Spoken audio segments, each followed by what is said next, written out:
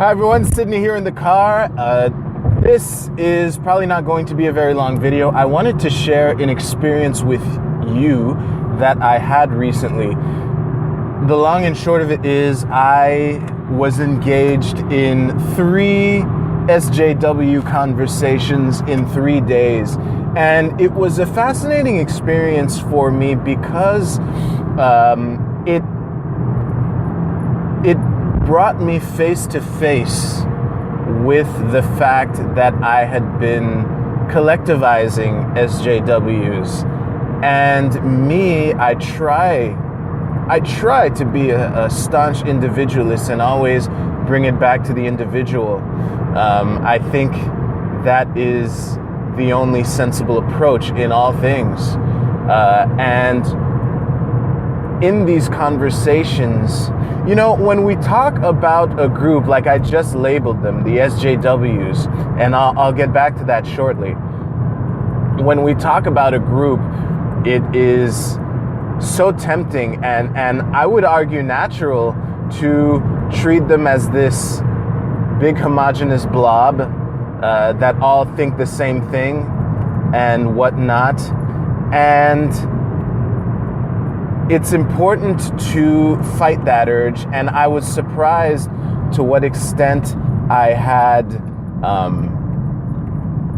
collectivized SJWs and treated them as this homogeneous blob that all think the same thing for the same reasons. And the funny thing is, throughout these conversations, I didn't hear one single surprising thing. Like, did any one of these people say anything that would fall outside of the circle of thought that one would associate with social justice warrior? No, not one. As a matter of fact,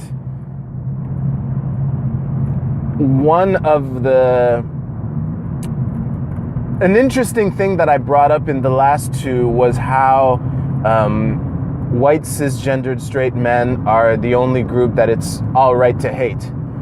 And in both those cases, they said it differently, they reasoned it differently, but in both those cases, the response boiled down to, yeah, and that's fine because they've had it so good for so long, so it's okay. That was surprising. However, in this process of having these conversations, I was reminded of how, even though they all think, I almost did it just now. They all think the same things. That's what I was going to say. But they all fall within that circle of thought that one would associate with that label. That if you forget about the person in front of you and focus on the label that you've attributed to them, then it cuts off empathy, basically. And that was something that I was reminded of throughout these conversations. And the funny thing is, in one of these, the second one, one of the people that I was talking to reminded me of, I was shocked. Basically, when during this thread of why it's okay to hate white cisgendered straight people, I pointed out how that was racist. And they argued that fact because, you know, institutional this and the historical that. Again, nothing surprising was said by any of them. But this, one of the people, as we were talking about whether it is or isn't racist to hate white cis straight men, he brought it down to, we need to make sure we're using the right words. We need to make sure that, because, you know, there's racist, there's prejudice, there's bigoted, all these kinds of synonyms, and they say similar things, but they don't necessarily mean the same thing. And basically, as I heard him say this, I was like, holy shit. I skipped past grammar and went straight to logic. And That is literally the first video I shot on this channel that wasn't about shaving, was how people keep wanting to skip past grammar and go right into logic, because it is fun. And I don't often enjoy spending so much time trying to pin down the meanings of words and making sure that when we use a word that we both understand what is meant by that word. It's work. It's like going to the gym where the logic part is just flexing in front of hot chicks or whatever you are attracted to.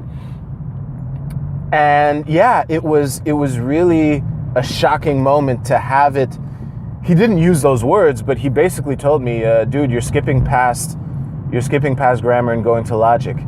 And in the days since those conversations, I started reflecting on why I forgot the basics, basically. I lost track of some core values and strategies and beliefs and whatnot.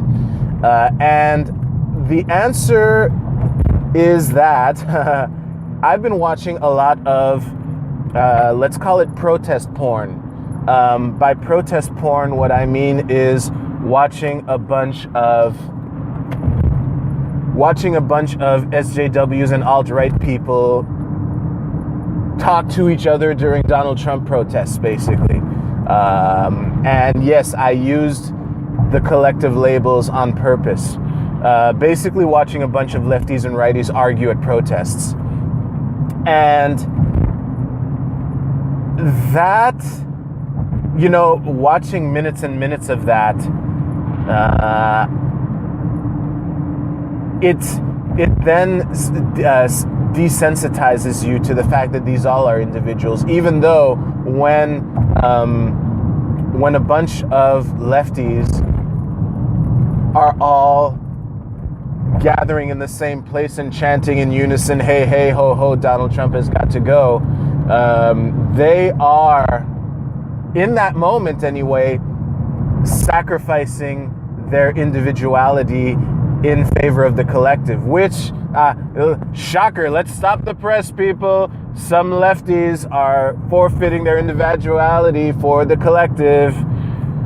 But yeah, it's, even though doing that and watching them label the people that were trying to troll them, basically, let's be frank, or at least gather questions, watching them label them as white supremacists and fascists and shit like that, it's watching that was what made me lose sight of the basics.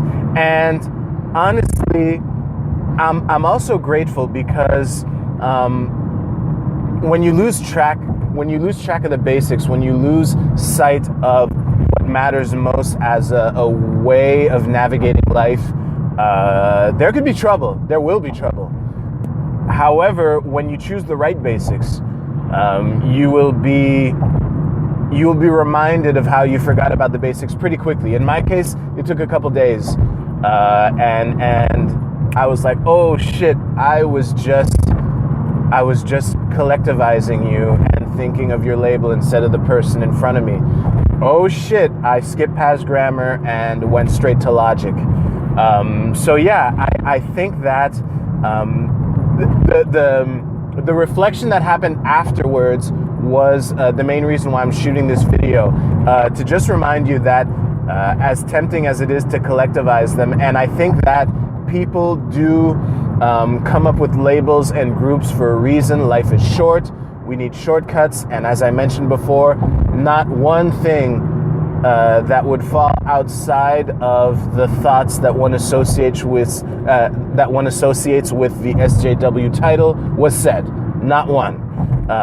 So did they do anything to shrug off the SJW label? No. Did they manifest evidence that they can think on their own? Absolutely. So in that regard, it is why it's important to not lose sight of empathy, if that is your goal, and these are all people that I care about in some way. So So I really did want to, you know, have them say one thing and then go, oh yeah, so I suppose you think you're going to go into this, and next you're going to go into that. That is kind of the opposite of empathy in that moment, and it's important not to lose sight of it. And it could lead you astray too, because what a lot of alternative media people are criticizing Antifa, SJW protesters for is labeling anyone that they disagree with a Nazi, and that is totally a fair criticism. However, when you collectivize, you're falling into that same trap. So yeah, it's important to not lose sight of that. So I had another point that I wanted to share, but I don't think that this is the right time to do it. I have let's just say I have some things to process and some things that I definitely want to talk about with some of the people that I had these conversations with, and it would totally not be fair for me to talk about these things with you on YouTube before talking about it with them. And unfortunately, for some of these things, Lord only knows when it's going to happen. It could be months. But for this last point that I wanted to cover, I might as well just lay the groundwork for it first and do it as right as I can. So thank you very much for watching. Again, I'm always curious to hear your thoughts, what your experiences have been like talking to lefties in general, because let's face it, SJWs lean left. And yeah, it really would have been cool to hear one surprising thing through these conversations. Like, I know a guy who he votes for the most left-leaning party in Quebec, and yet he is a believer in gun rights, in the right to bear arms, and that is such a fascinating example. I fucking love this guy for being the example that you can adhere to a group, a circle of thought, and yet hold beliefs that are largely outside of that group of thought, that circle of thought, whatever. So anyway, I would have liked to encounter more of those in that conversations. I didn't, but I got to get reminded to go back to the basics. So on that note, please tell me more about your impressions of SJWs and what your experiences have been like talking to them. Yeah, thanks again for watching. Don't forget to subscribe and hit the bell to get notifications. Please like and share if you like this video, and you'll find links to my social media below and all that beautiful stuff. So on that note, thank you very much. I'll see you soon.